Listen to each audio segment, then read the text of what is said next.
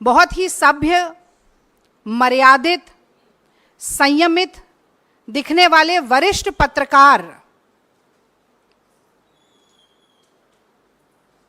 पत्रकारिता को कितने निचले स्तर तक ले जा सकते हैं, ये कल से वायरल हो रहे एक वीडियो ने दिखा दिया है। मैं तो रजत शर्मा जी से सीधे सीधे आज पूछना चाहती हूं कि जो अपशब्द रजत शर्मा जी ने कहे हैं, वो क्या उनकी आदत है, उनकी फितरत है, कांग्रेस और विपक्ष से उनकी नफरत है, या मोदी जी का चरण वंदन है?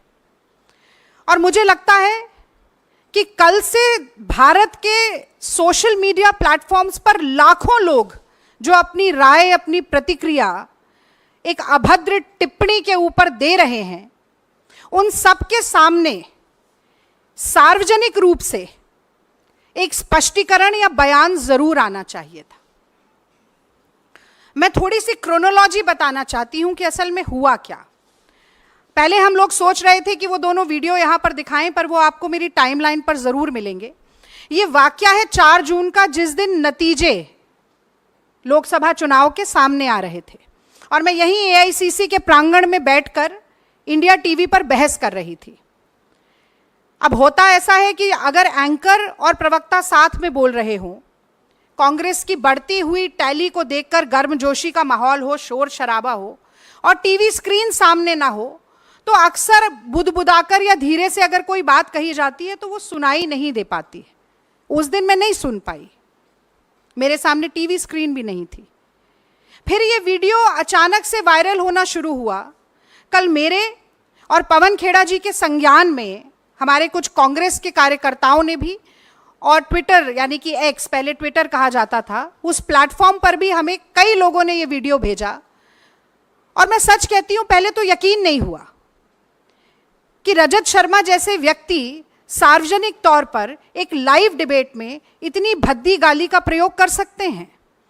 और चूंकि जो वीडियो हमें भेजा गया उसमें नीचे वो गाली लिखी हुई भी थी, तो मन नहीं माना कि ऐसा हो सकता है। हम इंडिया टीवी के प्लेटफॉर्म पर गए, वहां से जो उन्होंने खुद फुटेज डाली थी उस फुटेज को निकाला, उस फुटेज की उस क्लिप को निकाला जिसमें ये वाकया घटित हो रहा है। और वहां पर भी, जिसे अंग्रेजी में एक एक्सप्रेशन कहा जाता है, अंडर द ब्रेथ, बुदबुदाकर, धीरे से, केवल इस बात पर कि मैं उन्हें टोक रही हूं कि कांग्रेस पर आज भी लगातार प्रहार मत कीजिए। शायद मोदी जी की घटते हुई संख्या और कांग्रेस की बढ़ती हुई संख्या को देखकर झुंझला इतना गए कि उन्होंने वो गाली दी। और अब मैं एक नारी के तौर पर भी, एक भारतीय महिला के तौर पर, मैं ये जानना चाहती हूं रजत शर्मा जी से कि ये बात सिर्फ एक रागिनी नायक की नहीं है। मैं 10 साल से ईमानदारी से अपनी पार्टी का पक्ष टीवी पर रख रही हूं। आप पत्रकार होते हुए भी भाजपा का पक्ष रख रहे हैं। मोदी जी के साथ जो आपका इंटरव्यू हुआ वो सबने देखा, किस तरीके की बातचीत उसमें हुई, सबने देखा। मेरे माँ बाप, मेरे बूढ़े सास ससुर, मेरे बच्चे, सब वो वीडियो देख रहे थे। कांग्रेस के लाखों करोड़ों लोग, इस देश की जनता वो वीडियो देख रही थी। आपने मुझे गाली दी सिर्फ इसलिए कि मैं ईमानदारी से अपनी पार्टी का काम कर रही हूँ, इसलिए कि मैं ईमानदारी से अपनी पार्टी का काम कर रही हूँ। और सिर्फ गाली नहीं दी, उसके बाद सुबह आपने मुझे धमकाना शुरू किया। आपने कहना शुरू किया कि अगर प्रेस कॉन्फ्रेंस किया जाएगा तो डेफेमेशन का केस करेंगे। मतलब आप चोरी करें, उसके बाद आप सीना चोरी करें। आपको लगता है कि धमकाने से हम डर जाएंगे? और ये आंसू सिर्फ इसलिए नहीं है कि मेरा अपमान हुआ है, ये आंसू इसलिए कि आप सोचते हैं कि सत्ता का घमंड इतना है, अहंकार इतना है, आपको लगता है कि आप कुछ भी करेंगे और बच के निकल जाएंगे क्योंकि मोदी जी का हाथ आपके ऊपर है। आप गाली दें, उसके बाद आप कहें कि आप ही डेफेमेशन का केस करेंगे और कांग्रेस पार्टी पीछे हट जाएगी। मैं याद दिलाना चाहती हूं आपको रजत शर्मा जी, महात्मा गांधी ने इस देश में सबसे पहले अभय का पाठ पढ़ाया था। चंपारण में नीलहे जबरदस्ती नील की खेती कराते थे। गांधी जी ने कहा था कि सत्ता के गुरूर से डरो मत, अत्याचार से, शोषण से डरो मत। कितनी भी ताकत हो सरकार के पास, डरो मत। और मुझे लगता है कि वही आज राहुल गांधी भी चरितार्थ कर रहे हैं जब वो ये नारा देते हैं, डरो मत। तो देखिए, हम डरे नहीं, आपकी गीदड़ भपकियों से नहीं डरे। सबसे पहले तो मुझे लगता है कि आपको बताना चाहिए था कि अगर आपने गाली नहीं दी तो आपने कहा क्या है, कौन से शब्दों का इस्तेमाल किया है। वो आपने नहीं किया, क्योंकि न सिर्फ आपका मुखौटा हटा है, बल्कि आपके मन में कितना मैल है, कितना जहर है, कितना गुस्सा, कितना क्रोध, कितनी घृणा है, वो सब आज कहीं ना कहीं बाहर आया है। तो आज विलंब हुआ, हमने सुबह 12 बजे प्रेस वार्ता रखी थी, उसके बाद ये क्रिमिनल कंप्लेंट हमने लॉन्च की है, ये आपसे हम शेयर करेंगे। 2 sections, section 294 and section 509 of the IPC। Section 294 कहता है, whoever to the annoyance of others does any obscene act in the public place or sings, recites or utters any obscene song, ballad or words in or near any public space shall be punished with imprisonment of either description for a term which may extend to 3 months or with fine or with both. और दूसरा section 509, outraging modesty of a woman. Whoever intending to insult the modesty of a woman utters any words, makes any sound or gesture, or exhibits any object intending that such word or sound shall be heard, or that such gesture or object shall be seen by such woman, or intrudes upon the privacy of such woman, shall be punished with the imprisonment for a term which may extend to 3 years, and also with fine. तो आपकी धमकियों और गीदड़ भपकियों से आपने चुप कराने की कोशिश की, खामोश कराने की कोशिश की। हमने ये क्रिमिनल कंप्लेंट लॉन्च की है, और हम न सिर्फ ये उम्मीद रखते हैं कि इस पर प्राइमा फेसे इन्वेस्टिगेशन के बाद FIR भी दर्ज होगी, बल्कि मैं आज NCW को भी आप सभी मित्रों के माध्यम से जगाना चाहती हूँ। ये सुओ मोटो कॉग्निजेंस NCW कब लेना सीखेगी? नेशनल कमीशन ऑफ वुमेन को कठपुतली की तरह नचाना मोदी सरकार कब बंद करेगी? हमने पहलवान बेटियों की पीड़ा देखी, उनकी छाती पर लातें मारी गईं, उनको अपने मेडल सड़क पर छोड़ने पड़े, हर तरह का दुर्व्यवहार हुआ।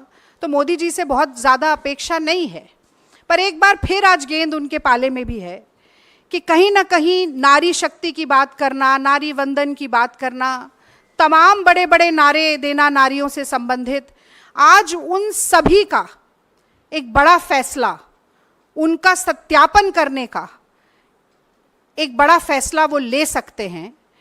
और मुझे लगता है कि आगे बढ़कर इस मसले पर बोलना चाहिए।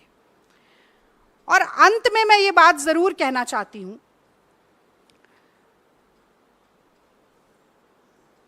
कि हमने पिछले 10 साल में देखा, विपक्ष के प्रवक्ताओं की घेराबंदी होती थी, विपक्ष के प्रवक्ताओं को कम समय दिया जाता था टेलीविज़न के डिबेट पर, विपक्ष के प्रवक्ताओं को बहुत सी बार म्यूट कर दिया जाता था, भाजपा के प्रवक्ताओं को कवर फायर मिलता था एंकर की तरफ से। लेकिन एक परिकल्पना में जो सबसे बड़ी अतिशोक्ति होती है ना, हम भी जब ये होता था तो हम बैठ के कहते थे कि भाई कुछ भी हो जाए, एक दिन ऐसा नहीं आएगा कि कभी माँ बहन की गाली देने की नौबत आन पड़े।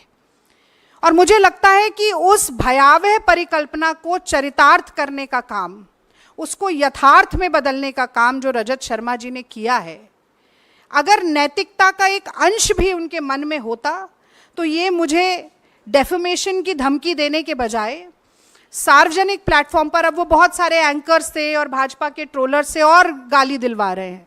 आप ज़रा देखिएगा एक बार टाइमलाइन पे जाके, भद्दी से भद्दी गाली, खतरनाक से खतरनाक धमकी मुझे दी जा रही है। तो मुझे अपेक्षा ये थी कि वो आकर ये बात कहते, बताते, स्वीकारते और माफ़ी मांग लेते, ख़त्म हो जाता कि मेरे मुंह से निकल गया, नहीं बोलना चाहिए था, या कम से कम ये बताते नहीं कहा तो क्या कहा। तो ये जो घमंड है, ये जो धृष्टता है, ये जो अहंकार है, ये जो अहम है कि कि अगर सत्ता का हाथ मेरे सर पे है, मेरी पीठ पर है, तो मैं कुछ भी कर गुजरूंगा और मेरा कोई कुछ नहीं बिगाड़ सकता। इस घमंड को तोड़ना जरूरी है, इसलिए हम ये लड़ाई लड़ रहे हैं। और मुझे तो बड़ा आश्चर्य होता है, विद्यार्थी परिषद से संबंध रखते हैं रजत शर्मा जी।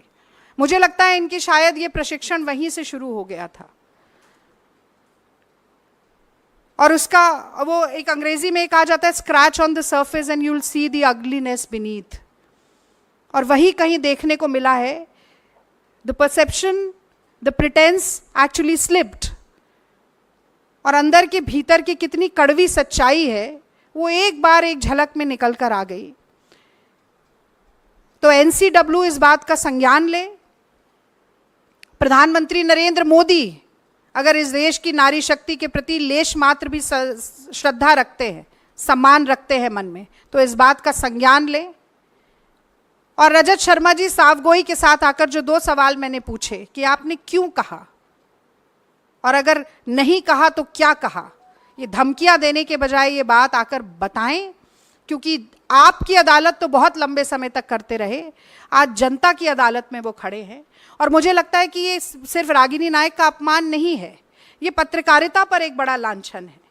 आज पत्रकार साथी अगर एकजुट होकर नहीं कहेंगे कि ये गलत है, नहीं होना चाहिए, तो आज एक रागिनी नायक के साथ हुआ है, कल किसी और के साथ होगा। किसी की भी माँ बहन बेटी के साथ अब गाली गलौज की नौबत आ जाएगी। लाइव डिबेट में, लाइव चैनल्स पर ऑन एयर गालियां बकी जाएंगी। और ये सिर्फ मेरी बात नहीं है, कहीं ना कहीं इस देश की सारी महिलाएं आज कह रही हैं, पत्रकार बंधुओं से कह रही हैं कि लाज राखो मेरे घूंघट पट की। और यही बात एक बहुत ही दुख भरे मन के साथ मैं आप लोगों से साझा करना चाहती थी इस प्रेस वार्ता के जरिए।